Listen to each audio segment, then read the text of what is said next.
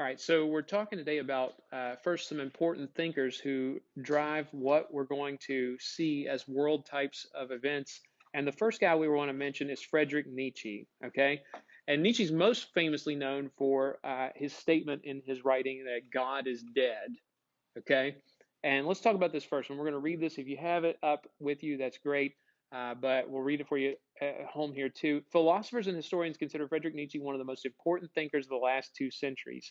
Nietzsche is arguably most famous for his criticisms of traditional European moral commitments together with their foundations in Christianity.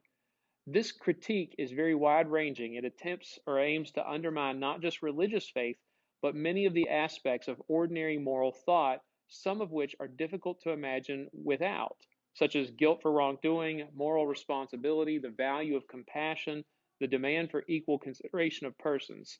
In short, European and American values had always been rooted in the Christian belief. In European thought during the 19th century, many philosophers abandoned Christianity simply believing it to be untrue.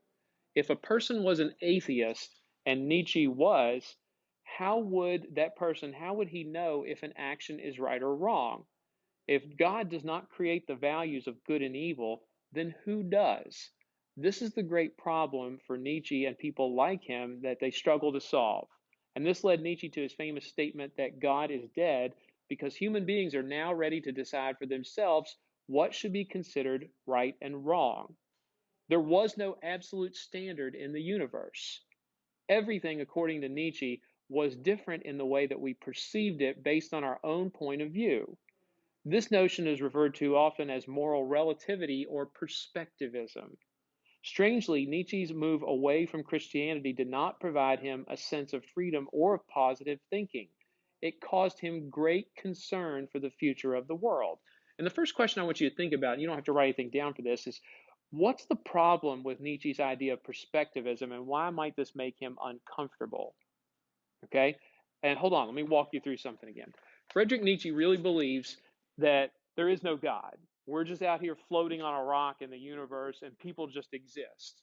Right? How we got here, he's uncertain, but he believes that there is no God. And he says for all of human history, people think that, like, for example, if you believe in God, you can't argue with what God says is right or wrong. Why? Because it's God. If you accept that God made the universe and made right and wrong, you can't argue with that. Okay? But Nietzsche says, I'm now at an uncomfortable position because he says, I don't believe there's a God. So who has to determine right and wrong? What is it? The people themselves. Okay? Nietzsche says, look, if human beings, if we can't rely on God existing to create right and wrong for us, that means it's up to us to determine what's right or wrong. Okay? That's the problem of perspectivism. All right? Now, let's go a step further. Okay? If people have to determine what is right or wrong for humanity, right? Why might that be a problem? Well, number one, we're not inherently good, but who gets to define what's good? We do. What do you mean we? Aiden, what's the problem with that? We have different opinions about what's right or wrong. Okay? You all brought up various issues, like you were talking about Planned Parenthood earlier, True. Uh, and I'm not putting anybody on the spot, but is anybody pro-choice in terms of abortion? All right, you're pro-choice and you think it's acceptable. Anybody who's anti-abortion that thinks it's inherently wrong? So ultimately, if we said human beings have to decide what is right or wrong morally, we've already got a disagreement over an issue, an important issue. And Friedrich Nietzsche says that's a real problem because what if people from country A say that this is an acceptable form of behavior and people from country B say no, it's not? Who's right and who's wrong? You can't really make a decision. And the only way that you determine what's right is who's stronger and can enforce their rule on people. Like if there was no way to determine authority in this room, who would be the one who gets to set what's right and wrong? Not the majority. What is it? The one with the most power, the one who could enforce it. There's an old expression that might makes right, meaning that after I slap a couple of you around a little bit and beat you up and maybe have to get rid of one or two of you, then everybody else will fall in line and accept what I say is right or wrong because I have the ability to do that. And that scares the crap out of Friedrich Nietzsche because if there is no God, like he thought there was no God, we got a real problem on our hands. Okay? Because basically, if people are strong enough to do it, they will. Now, Aiden brought this up earlier. Okay? Later on, years down the road, a lot of the Nazis liked the idea of perspectivism because what did Nazis say about the various races of the world? They're inferior. Nazis said the Aryan race, the German people, are the superior people, and what should we do with Jews? Get rid of all of them. We shouldn't accept them. They're the lowest race. They're weak. They harm society. Okay? Now, if you believe what Nietzsche did, there is no God, the Nazis ultimately say, well, we get to define what's right and wrong in our country, and we say this is right. Okay? And Friedrich Nietzsche understood that this was something dangerous that could happen. Luckily for him, he was dead by the time the Nazis came around. Now let's finish the second part of this. Hold on one second. We'll get to it. Since Nietzsche did not believe God existed, he viewed human beings as similar to any other form of life. They all struggle to exist and survive. Life did not have any meaning beyond the struggle to survive. Okay? And that's really kind of scary too. All right? Nietzsche really believes that. He developed his own beliefs and values about good and bad, writing, "What is good? Everything that heightens the feeling of power in man, the will to power, power itself." All right? So he says, look, the ultimate good is power. Because if you have power, you can tell people what to do. All right? What is bad? Everything that is born of weakness. What is happiness? The feeling that power is growing, that resistance is overcome. Not contentedness, but more power. Not peace, but war. Not virtue, but fitness. All right? And you guys have already answered this question. Aiden hit on this already. Can you identify a 20th century nation who latched onto his ideas and found his thoughts appealing? And the answer, one of the answers, was the Nazis. That what's good? Power. Okay? And what is, I like this too, what is happiness? Getting more power. All right? And Friedrich Nietzsche says, here's what I think is good and bad. And that really puts you in a scary thought because anything that's weak, that's born of weakness, that's bad, what do we do to bad things? We get rid of them. We get rid of them in some way, shape, or form. So if something's considered weak, we get rid of it. Is that a good way? Is that how our society in 2020 operates? No, for example, like how do we view people who are born with a mental impairment or a physical impairment? Their life still has meaning. They have equal value. Okay? Would Friedrich Nietzsche have seen the same thing? No. He's like, these people are weak. The Nazis definitely would not see that. Okay? And Friedrich Nietzsche, and here's one of the big things about Friedrich Nietzsche is that his ideas, a lot of people latch onto them and say, look, if God doesn't exist, then there is no right and wrong, and we have to define it for ourselves. Okay? And that's a little bit scary. Also, his blatant atheism kind of scares people a little bit too, because he says, look, religion's fading away. He's one of the popular people at the time that thought that since religion's on its way out, and he really believed that like religion within 100 years would just start to fade away as humans got more advanced. It turns out he was actually quite the opposite. Religion has probably become more popular worldwide than it ever has. All right. So Friedrich Nietzsche is one of these significant figures that he changes the way that we think.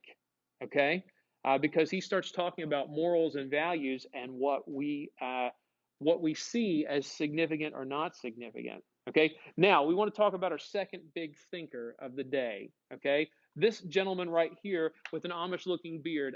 We want to write down a few things about him. You might want to have your outline handy, or if you're typing on your computer, that's fine too.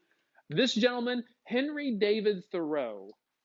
I thought I would throw it out here.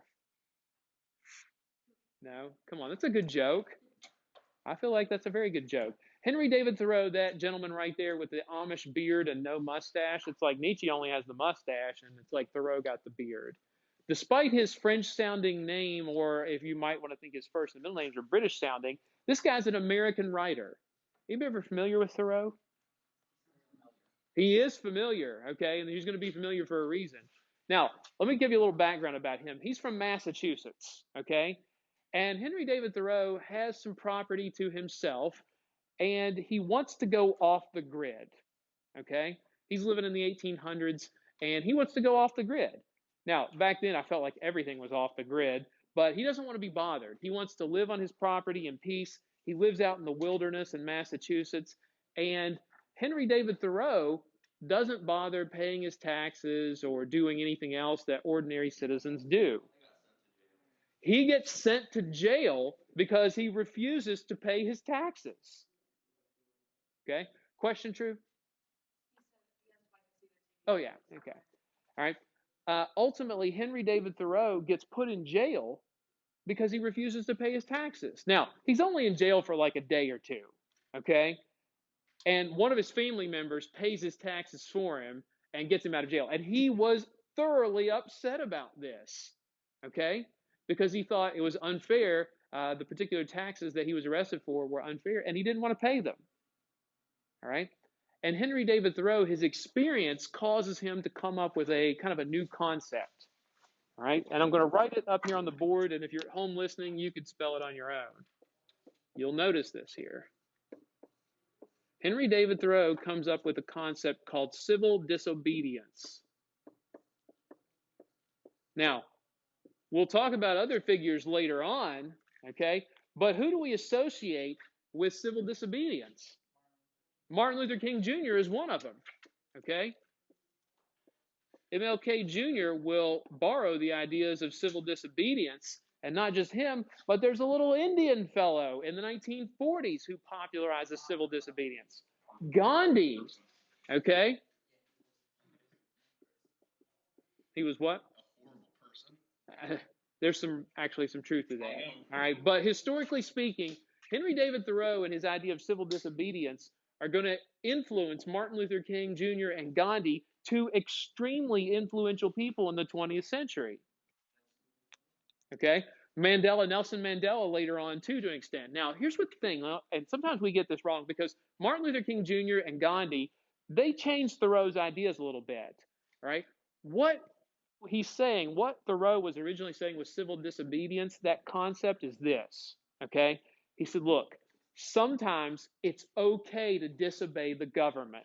All right? He's talking about civil government. When we refer to government in the old days, they would refer to it as civil government. And civil disobedience means sometimes it's okay to disobey them. All right? You can disobey the state. You don't have to do everything they say to do. All right? And this is a novel idea at the time. Now, you people, you like to rebel, don't you? Young people always like to rebel. You tell people, young people, there's a rule and they just want to break it. All right? But at the time, you have to remember, in the 1800s, what form of government did most countries have? A monarchy. And if the king said to do something, is there any arguing with that? No, because the king, a lot of times, they thought it was about divine right. And the king said to do something, you were going to do it. And Thoreau said, you don't have to. You don't have to. He starts the idea of civil disobedience. Ooh. All right? And look, ideas are dangerous, true. Ideas have consequences, Trey. Bad things happen when you start putting ideas into people's heads. All right? What happens if people all of a sudden think they can say no to the government, Webb? They might take over. They might do terrible things. What happens if anarchy breaks loose? Oh, we might have more revolutions. God knows what might happen. All right? Henry David Thoreau probably had no clue at how this was going to impact people. All right? So we got a couple important thinkers here that are going to influence. We got Friedrich Nietzsche. He influences the Nazis to an extent, and he'll also influence communist Russia later on. Henry David Thoreau, his influence over not just MLK Jr. and Gandhi and Nelson Mandela later on, but to a lot of individuals who felt like they had an obligation to the government. Okay? Our third guy that we want to talk about, important thinkers, Sigmund Freud.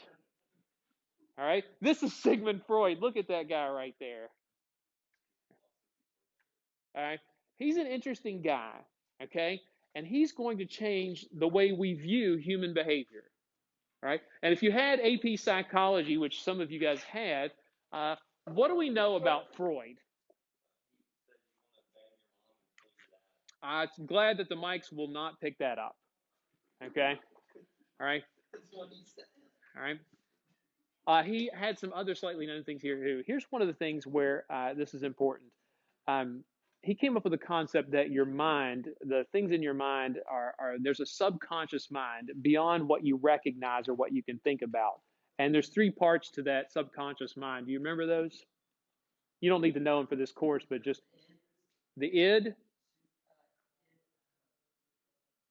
the ego, and the superego. Okay? And he said, look, you can't prove that physically in the brain there's these three parts of the subconscious, but he learned out a new way to tackle problems in humanity. And he came up with the idea of what we call psychoanalysis, where do you know how, like a typical psychologist, when you go, like if you go to see a psychologist or a psychiatrist, what do we imagine people doing for a therapy session? Asking questions and answering, literally talking out the problems while you're laying down on a couch, and the psychiatrist asks you, what's the problem? What brings you here today? And this is a novel approach, literally talking out the idea that this form of psychotherapy can help people, because this is one of the reasons why is that it helps people understand that their mental issues uh, are not necessarily from they don't need medication. They just need to talk it out. We got like 3 or 4 minutes left. Okay. So look, Sigmund Freud's ideas help popularize a different way of thinking, that human beings ultimately, there could be some traumatic experience that caused them for this. And he also came up with a study of human beings where he referred to defense mechanisms. Okay? He said, look, people do things as defense mechanisms to protect their psyche, their subconscious mind. Like, for example, transference. Have you ever heard of that? Like, let's say I'm angry because one of the principals yells at me, and I come in here and yell at you all. I'm not really angry at you, but I yelled at you because I'm angry at somebody else. Okay? Or projection. For example, if I secretly, let's say I hate the ballet, or I tell people all the time about how I hate the ballet, and but secretly at home I love it and I like to dance to ballet. What's wrong with that? Ballet, there's nothing wrong with that. But that's one where that's a defense mechanism. Okay, that Sigmund Freud changes people's attitudes about the human mind. And we used to think that you had to treat people with medication and that far more people were insane than what they really were. Okay? And Freud had a lot of other weird philosophies as well. These three people are regarded as some of the most influential in the last couple hundred years. In fact, there are a lot of people that tell you Sigmund Freud may be one of the most influential people of the last 100, 200, 300 years period. Okay? And so ultimately, you've got these major changes in thinking, and they're going to influence a lot of the people and groups that we talk about leading up to World War I, World War II, and beyond. Now, let me go ahead and give you a preview of what we're going to talk about next week a little bit. We're going to preview every single major country in Europe and the United States and talk about these countries and how they're all on a collision course toward World War One. And we're going to work back to those themes that we mentioned so far, those thinkers, morality, nationalism, imperialism. All of those things are going to play into each of these countries and leading to a large-scale conflict. Okay? Yes, we'll start covering this in the next group, and this will be online for you starting on Monday. We got any questions, comments, mean looks? All right, we'll call it a day.